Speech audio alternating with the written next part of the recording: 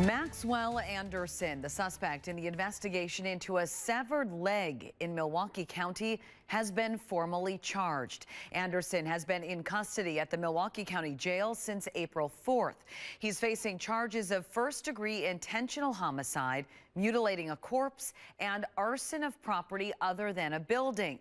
All of those charges are related to the disappearance and now confirmed death of 19-year-old Sade Robinson, a Milwaukee woman who has been missing since April 1st.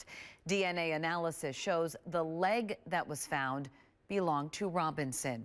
Her car was also found burned the day after she was reported missing. The District Attorney's Office issued charges today against Maxwell Stephen Anderson for first-degree intentional homicide, mutilating a corpse, and arson of property other than building.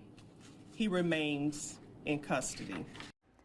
Anderson appeared in court earlier today. Cash bond was set at $5 million. A preliminary hearing is scheduled for the 22nd.